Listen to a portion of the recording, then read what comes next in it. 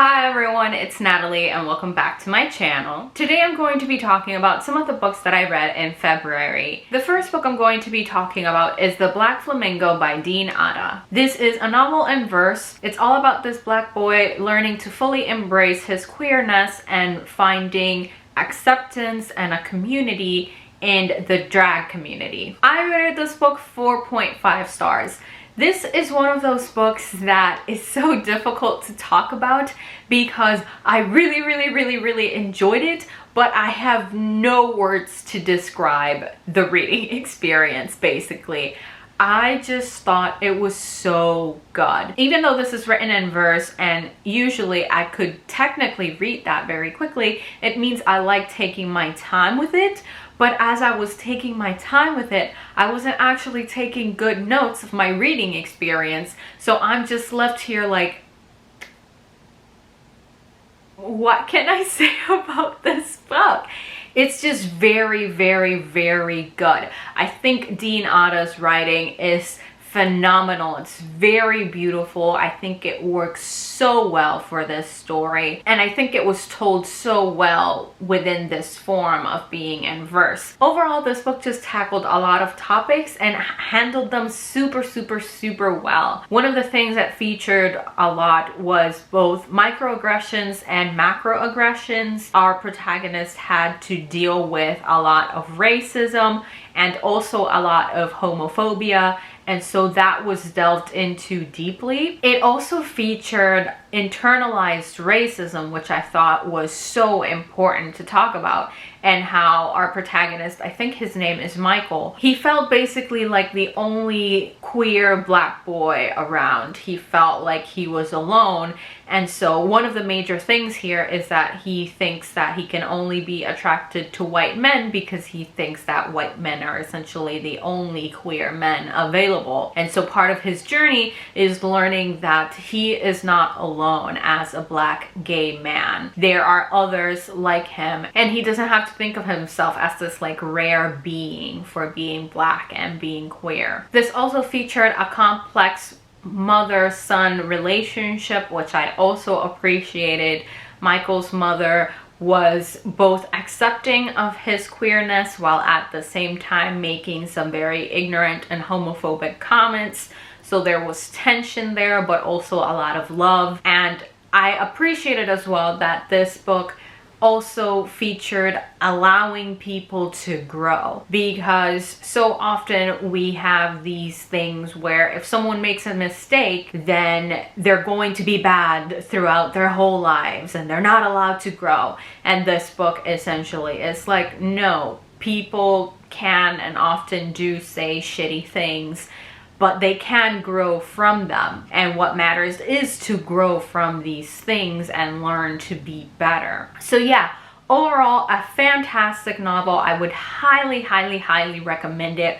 I wish I could be more coherent about it, but that's about everything I can say. The next book I'm going to be talking about is Luster by Raven Leilani. Let me read the summary for y'all because this is a literary novel, so I have no idea how to summarize it for you. Edie is stumbling her way through her 20s, sharing a subpar apartment in Bushwick, clocking in and out of her admin job, making a series of inappropriate sexual choices. She is also haltingly fitfully giving heat and air to the art that simmers inside her. And then she meets Eric, a digital archivist with a family in New Jersey, including an autopsist,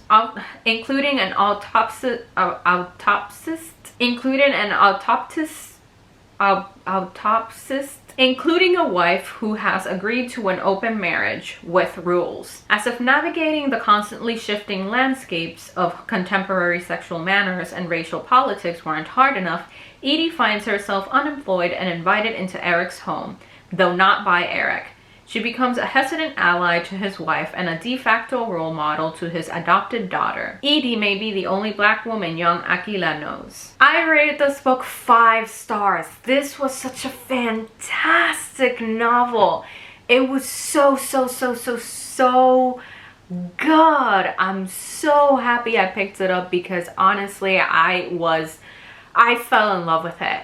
I fell in love with it. I thought the writing was beautiful.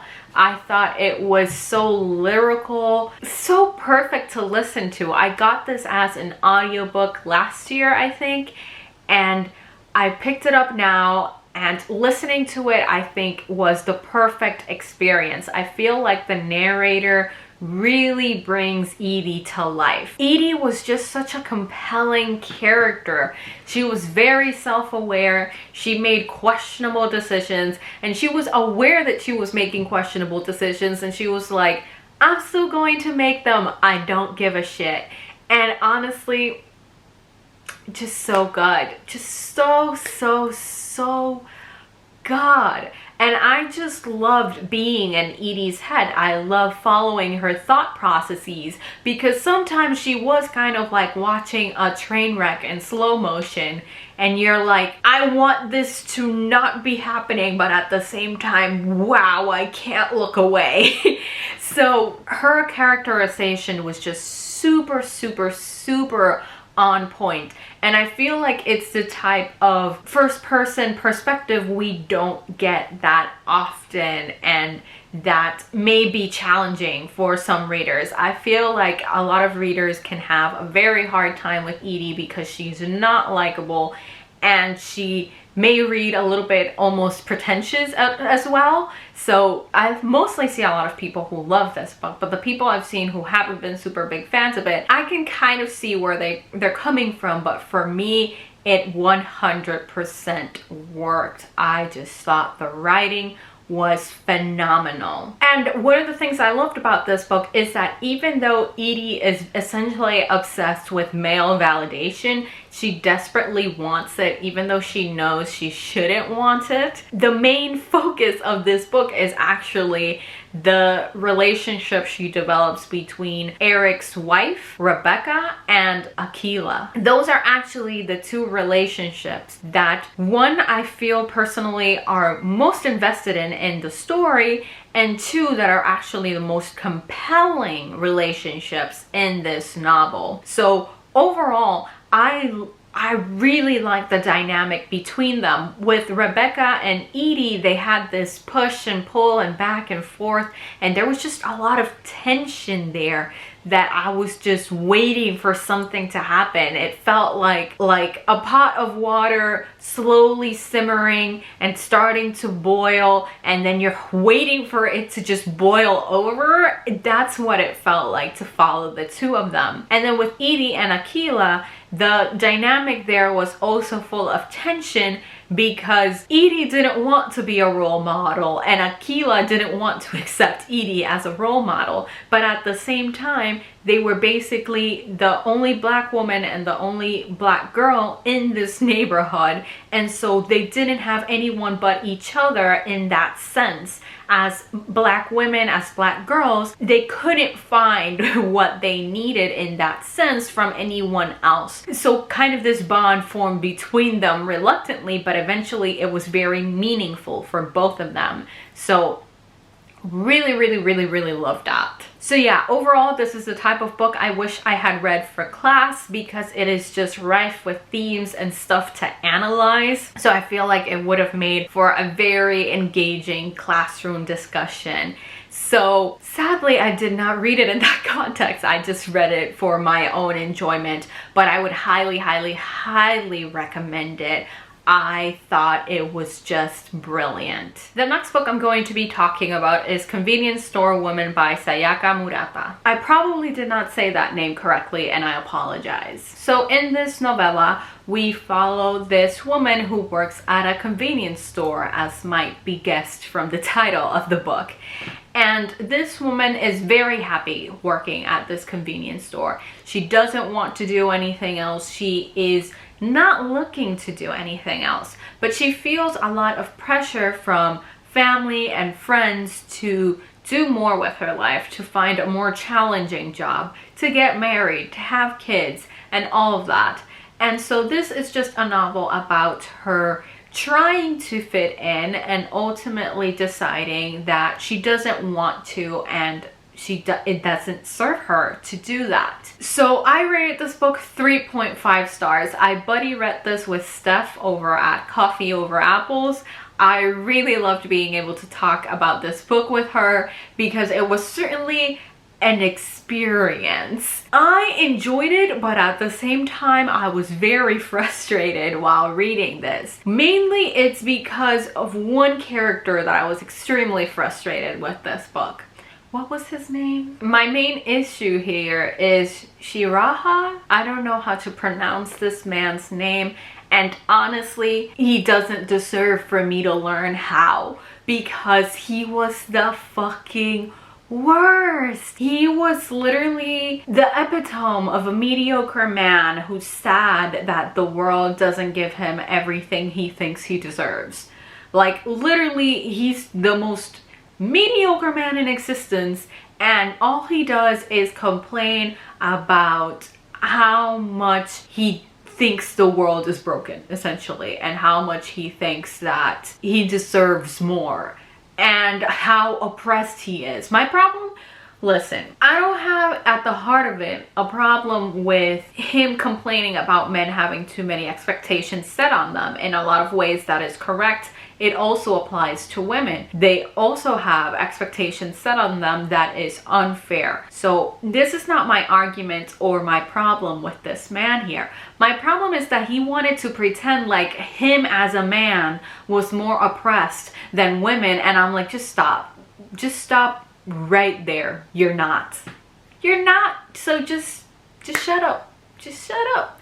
So all this guy said was so misogynistic, so hateful, so horrible, that I could not fully enjoy this book because of him. If our main character Kiko, I also don't know how to pronounce her name. If our main character hadn't met him at all, I feel like this book probably would have been 5 stars for me because I found her interesting and compelling, because I liked having this character that reads very neurodivergent, because it's never established that she has any either condition or mental illness or just anything. It's not established in the narrative by fact, oh, it's this. But she does very much read like she's neurodivergent. And so I enjoyed her perspective. I especially enjoyed it because the narrative is all about her deciding to be herself.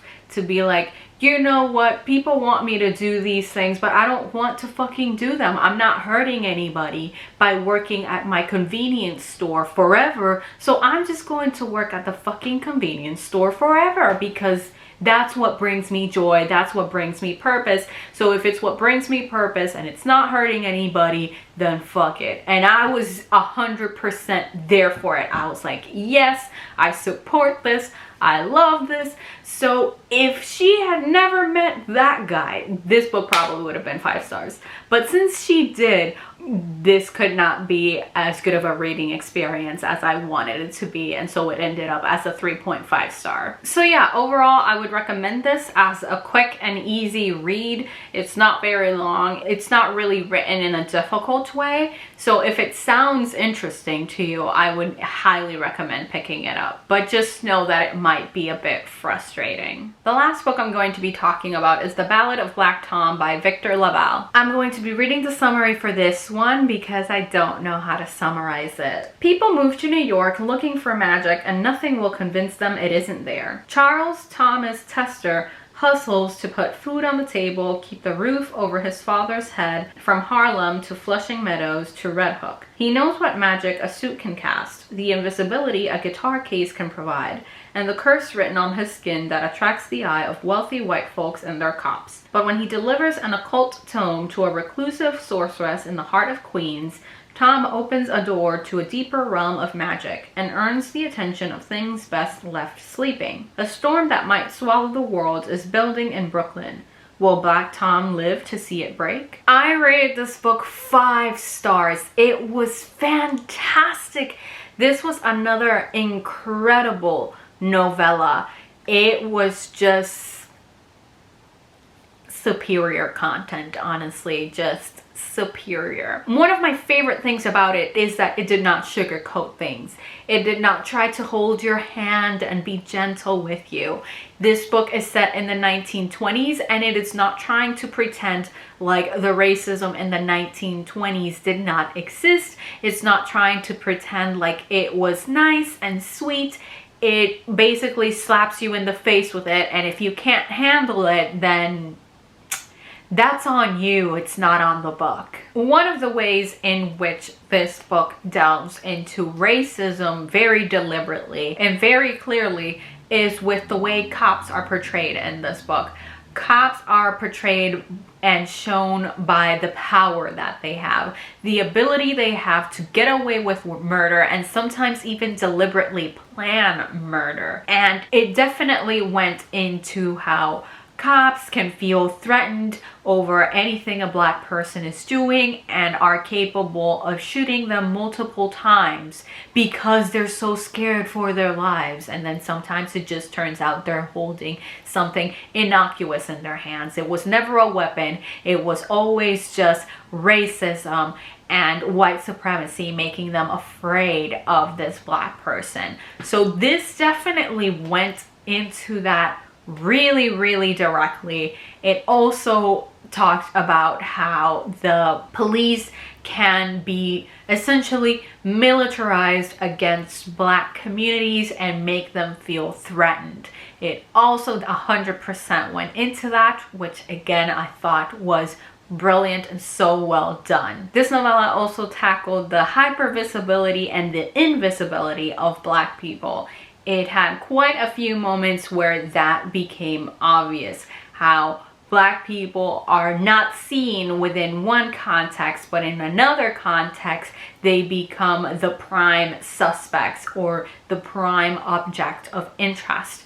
So that was one of the things. Another of the things that this went into was the white savior trope or narrative. It used one of its characters to talk about this white savior complex, about how some white people think that they know what's best for black people. They know how to fix everything. They know what's going to make everything better. And so this book really played that up and was kind of very clearly critiquing that. There's also very much a conversation about black anger, black frustration, and how that can build and become rage and just become something more destructive, because that's definitely what happens with our protagonist.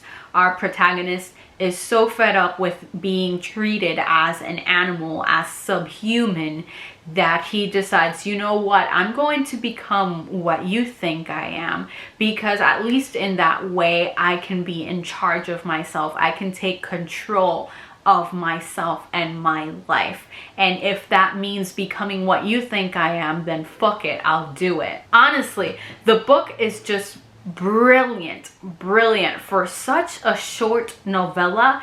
It really packs a punch and just, it doesn't stop. It's like a heart attack that doesn't stop. It just keeps going, and so good. I would highly recommend picking it up. So yeah, that's it for today's video. Thank you all so much for watching. If you enjoyed this video, please don't forget to like, comment, and subscribe. If you would like to follow me on any of my social media, I will have the links to that down below in the description. But for now, see you next time.